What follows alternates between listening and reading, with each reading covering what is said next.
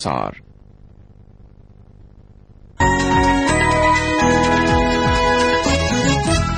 कहाँ हो सकता है? यहां तो नहीं है। कहाँ है, कहाँ है? ओहो, अरे यहाँ रहा। ओह हाय, मैं हूं आपका दोस्त क्रिस्टोफर दारूवाला और मैं ये इस ट्रेनर को ढूंढ ढूंढ कर तो पसीना पसीना हो गया हूं। काश वो ठंडी हवा, काश वो फॉग। अरे फॉग का नाम लेके मुझे याद आया, मैं अपने ही हाइड आउट में समर में फॉग क्रिएट कर सकता हूं। हाँ, फॉग, इंस्टेंट फॉग, बर्फ खोलते हुए पानी में। शिमला और मसूरी मेरे हाइड आउट में, मेरे हाइड आउट में एवरीथिंग इज पॉसिबल। और ये शिवम क्या कह रहा है कि there are some things that are impossible. हम अपनी नाक बंद करके नहीं कर सकते। क्यों? क्यों नहीं? ट्राई करके देख लो। सचमुच हम तो नहीं कर सकते। एक और बात बताऊं, हम अपनी आंखें खोलकर छींक नहीं सकते। छींक अभी तो नहीं आ रही है, लेकिन जब आएगी तो ध्यान जरूर दूंगी और आप भी दीजिएगा। देखिए कहीं ये मैं बुद्धू तो नहीं बना रहा है। अरे नहीं बाबा, मुझे एक और अमेजिंग फैक्ट बताऊं, तुम अपनी उंगलियों को इस तरह फोल्ड कर कर अपनी रिंग फिंगर को सेपरेट नहीं कर सकती। इस तरह। कैसे? इस तरह। अरे सचमुच, ये तो एकदम चिपक गई। भाई चिपकेगी ही। अच्छा बताओ, ऐसी और कौन सी चीजें हैं जो हम साइंटिफिकली नहीं कर सकते? उसमें कौन सी बड़ी बात है? हम आंख बंद करके देख नहीं सकते, कान बंद करके सुन नहीं सकते, बैठे बैठे चल नहीं सकते। और बताऊं? नहीं बाबा, तुमसे तो कोई जीत ही नहीं सकता। इतनी जल्दी हार मान गए? वैसे तुमने फैक्ट्स बड़े इंटरेस्टिंग बताए हैं। अब इसे छोड़ो और मेरी बात सुनो। क्या आप एक नीडल को पानी में तैरा सकते हैं? एक नीडल मतलब सुई को? हाँ, चलो वर्क स्टेशन। यस बॉस, चलो चलो। अब ये लो सुई और ट्राई करके देख लो। अब ये भी कुछ सीरियस है या तुम मजाक कर रहे हो? ट्रस्ट मी, मैं कर सकता हूँ।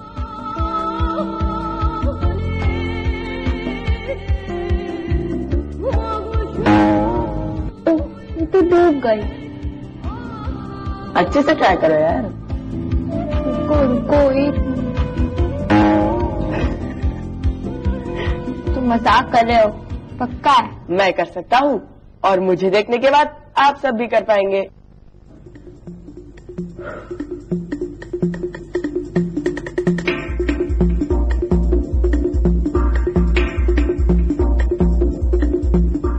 मेरा कमाल।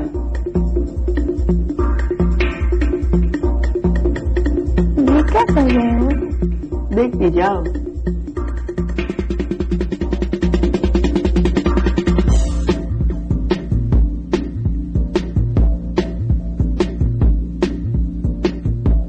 यस, देखा, अब ये फ्लोट कर रही है क्योंकि ये साइंस की दुनिया है और यहाँ ऐसा ही होता है।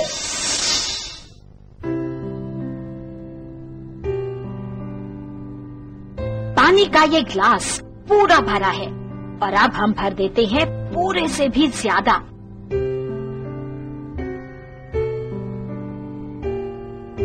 ध्यान से देखिए, पानी ग्लास की एजेस से भी ऊपर है, फिर भी बाहर नहीं गिर रहा, मानो पानी के ऊपर एक अदृश्य परत हो, एक इनविजिबल स्किन जो पानी को छलकने नहीं दे रही।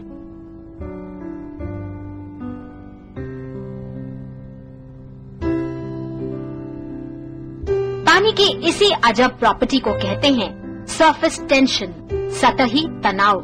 यही वो अदृश्य बल है जो सुई को सहारा देता है ताकि वो डूबे नहीं। सरफेस टेंशन के उदाहरण हमारे चारों तरफ हैं। इसी की वजह से पानी की बूंदें बनती हैं, फिर वो बारिश की हो या पत्ती पर पड़ी ओस। छतरी भी हमें भीगने से बचाती है तो सरफेस टेंशन से ही। वो वाटरप्रूफ नहीं बल्कि एक ऐसे मटेरियल से बनी है जिसके छेद इतने बारीक हैं कि पानी की बूंदें उनमें से निकल ही नहीं पाती। कमाल है ना, हम सोचते थे कि सिर्फ हमें ही टेंशन होती है, एग्जाम की टेंशन, डांट की टेंशन, हार और जीत की टेंशन, पर आज पता चला बेचारे पानी को भी टेंशन होती है। पर पानी की सतह पर ये टेंशन होती क्यों है? और अगर पानी में होती है तो कोल्ड ड्रिंक, चाय यानी सभी लिक्विड्स में होती होगी। क्या है ये सरफेस टेंशन का राज? क्या है, कैसे है, क्यों ना ये जानने के लिए चले हम केटू के पास। केटू को तो आप सब जानते ही हैं, हमारी फ्रेंड, गाइड और एक बहुत मजेदार साइंटिस्ट।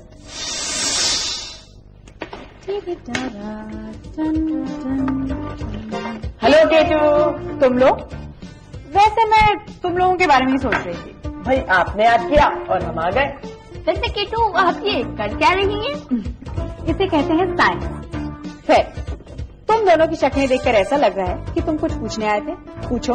हाँ केटू, पानी की सतह पर टेंशन होती है, ये तो हमें पता है, पर ये टेंशन होती क्यों है ये हम नहीं समझ पा रहे। Chip chip. Chip chip. Attraction, खींचतान, यही है सरफेस टेंशन का राज। पानी और चिपचिप। खींचतान, अट्रैक्शन। केटू अब क्या कह रही है हमें बिल्कुल समझ नहीं आ रहा। चलो दोनों एक साथ खड़े हो जाओ। चलो। तुम दोनों तो ऐसे बिहेव कर रहे हो जैसे मैंने तुम्हें पनिश कर दिया हो। सरफेस टेंशन के बारे में जानने के लिए ये जरूरी नहीं है कि हम भी टेंस हो जाएं। रिलैक्स। अच्छा अपना हाथ दो। अच्छा शिवम, सोचो कि तुम एक हाइड्रोजन का एटम हो और दीपिका तुम भी, और मैं हूं एक ऑक्सीजन का एटम। अगर दो हाइड्रोजन के एटम्स और एक ऑक्सीजन का एटम जुड़ जाएं तो क्या बनेगा? H2O यानी पानी। राइट, पानी। इससे बनेगा पानी का एक मॉलिक्यूल, और इसी मॉलिक्यूल में छिपा है सरफेस टेंशन का राज। हाइड्रोजन के दो एटम जब ऑक्सीजन के एक एटम से मिलते हैं तो बनता है पानी का मॉलिक्यूल। इस मॉलिक्यूल में एक तरफ है हाइड्रोजन का पॉजिटिव और दूसरी तरफ ऑक्सीजन का नेगेटिव चार्ज, मतलब एक बाइपोलर मॉलिक्यूल। विपरीत चार्जेस में होता है अट्रैक्शन, ये हम जानते हैं। बस इसीलिए पानी के मॉलिक्यूल्स एक दूसरे की तरफ खींचते रहते हैं। अब सतह के मॉलिक्यूल्स को ऊपर से खींचने वाला तो कोई नहीं, लेकिन नीचे की तरफ खींचने वाले बहुत हैं। वो तनाव में आ जाते हैं। बस यही कारण है सरफेस टेंशन का। सरफेस टेंशन, कभी सोचा ही नहीं था कि पानी के इन्हीं ग्लास के अंदर भी मॉलिक्यूल्स के बीच ऐसी खींचातानी हो सकती है। ग्लास में दाएं बाएं ऊपर नीचे से खींचे। बस कर।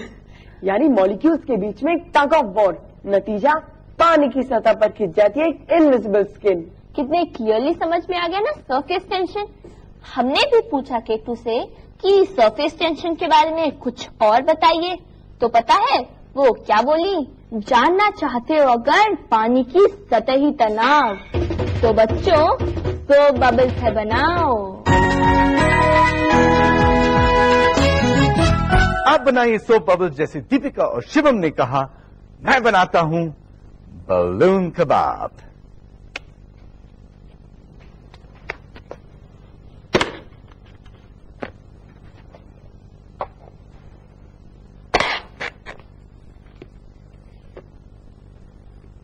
मैं जाता हूं किचन में कबाब बनाने, आप लेंगे एक छोटा सा ब्रेक।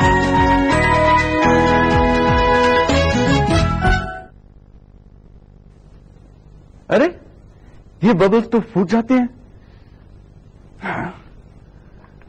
मैं अपने हाथ को खूब गीला करूंगा सोपी वाटर में।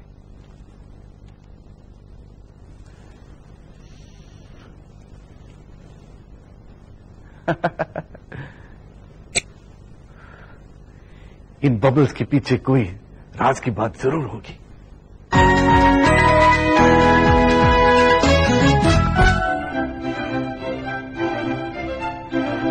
भाई सोप बबल से खेलने का मजा तो कुछ और ही है। सच फन, जितना बड़ा बबल उतनी ही एक्साइटमेंट। पर सोप बबल्स बनते कैसे हैं?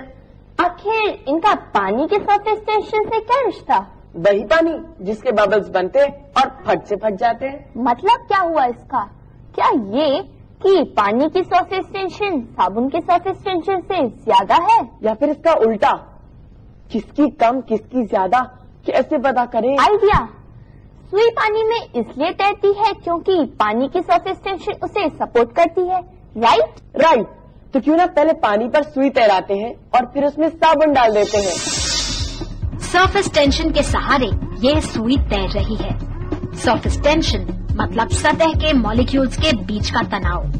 अब डालते हैं साबुन।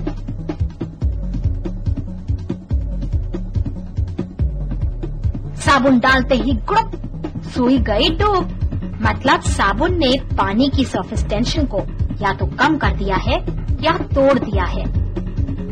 हमें पता चला है कि साबुन पानी के सतही तनाव को 1/3 कर देता है। एक एक्सपेरिमेंट और, अब थर्मोकॉल बीड्स के साथ। ये इतनी हल्की हैं कि सरफेस टेंशन के सहारे पानी पर रुक जाएंगी। अब क्या होगा? अब तो प्रूव हो ही गया है कि साबुन का सरफेस टेंशन पानी के सरफेस टेंशन से कम है। साबुन के बुलबुले, हर बुलबुला साबुन की 2 परतों के बीच में पानी के मॉलिक्यूल्स की एक परत। सरफेस टेंशन के कारण ये बबल्स गोल बनते हैं। एक ऐसा आकार जिसकी सतह कम हो और आयतन ज्यादा। भाई इस तरह दिमाग लगाने में मुझे तो बड़ा मजा आता है। मुझे भी बहुत मजा आया है। वैसे तुम दोनों की पीठ भी थपथपाई जा सकती है। आई एम क्वाइट इम्प्रेस्ड कि तुम लोगों ने इतनी लॉजिकली साबुन और पानी के सरफेस टेंशन के बारे में पता किया। Very good. Thank you thank you K two. K two. K two के साथ रहकर हमें भी साइंटिस्ट बनने का सीक्रेट पता चल गया है।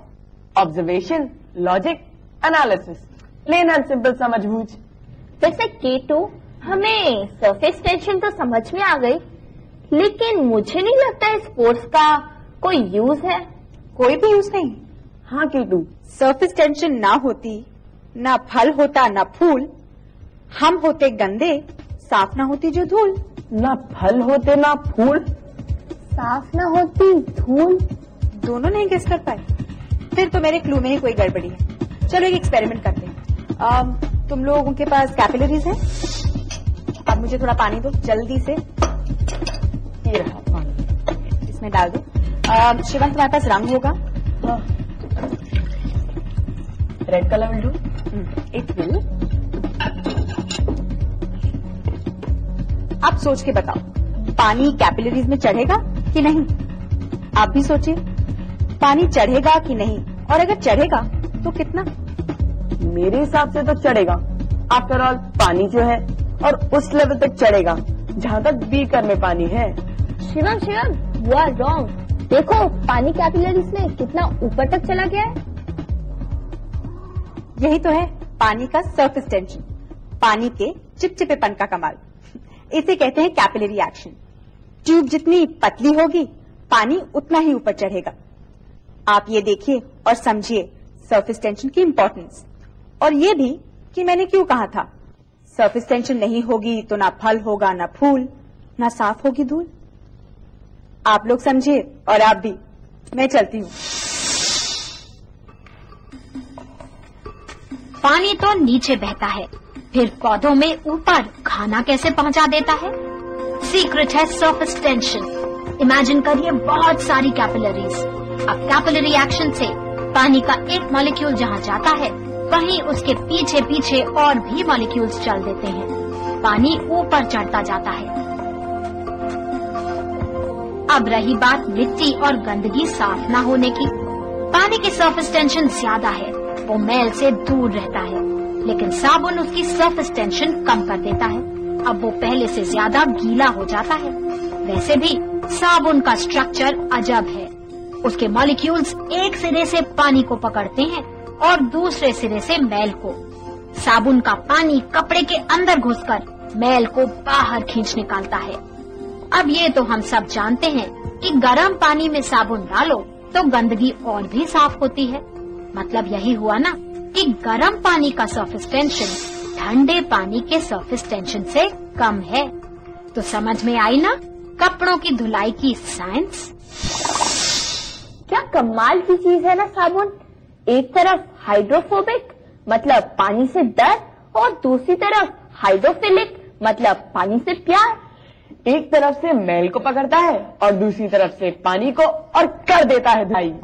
तो नेक्स्ट टाइम घर में अगर कपड़े धुल रहे हो तो मम्मी को ये कपड़ों की धुलाई का साइंटिफिक फैक्ट बता के सरप्राइज कर दीजिएगा। फिलहाल वक्त है हमारी पहेली का। वो कौन है जो पानी में तो रहता है पर भीगता नहीं, डूबता भी नहीं और तैरता भी नहीं?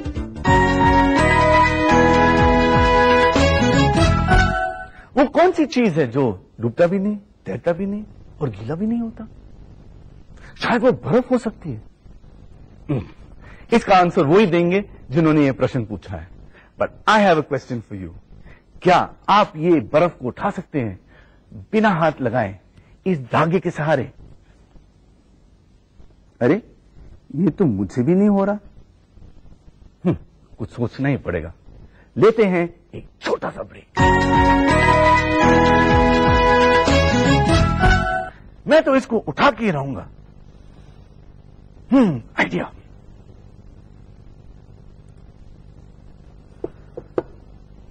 अब्रकडाब्रा छुल्लम छू, अब्रकडालम पुल्लम भू।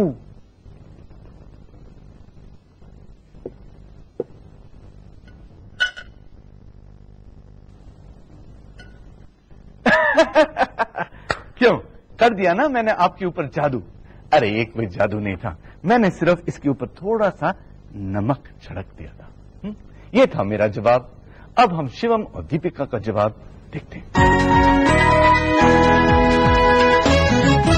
तो हमने क्या पूछा था? वो कौन है जो पानी में तो रहता है पर भीगता नहीं, तैरता भी नहीं और डूबता भी नहीं? वो जिंदा है तो सिर्फ सरफेस टेंशन के भरोसे। पता चला कौन है वो? स्केटिंग का उस्ताद, पानी की सतह पर रहने वाला हमारा पॉन्ड स्केटर। ठहरे हुए पानी की सतह पर ये पॉन्ड स्केटर्स देख ही जाते हैं, इधर से उधर स्केटिंग करते हुए। इनका वजन इतना कम है कि पानी का सतही तनाव इन्हें डूबने नहीं देता। इनफैक्ट ये पानी पर तैरते नहीं, खड़े होते हैं और चलते हैं। इनका वजन इनके पैरों पर बराबर बटा रहता है। इमेजिन अगर हमारे पैर 2.5 किलोमीटर चौड़े होते तो हम भी पानी पर चल पाते। व्हाट फन ना? What fun! अगर हमारे पैर 2.5 किलोमीटर चौड़े होते तो हम पानी पर तो चल पाते, लेकिन और कोई काम कर पाते क्या? ये सोचा है? मैं तो ऐसे ही अच्छी हूँ। अब वक्त है हमारे साइंस ट्रिक का। तो ट्रिक ये है कि आपको पानी के अंदर से ये सिक्का अपना हाथ गीले करे बिना निकालना है। Okay, let's try. पहले हाथों पर अच्छी तरह से पाउडर लगा लेते हैं और थोड़ा सा पाउडर इसमें भी डाल लीजिए।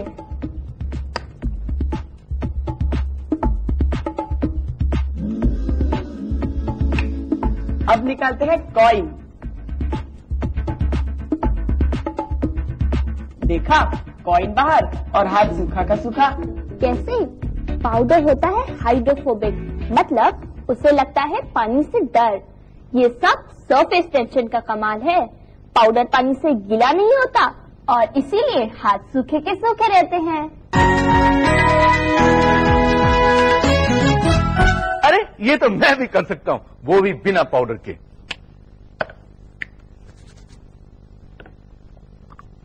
अरे तू यहाँ क्या कर रहा है? मैंने तो अंदर कॉइन डाला था और तू बाहर निकला।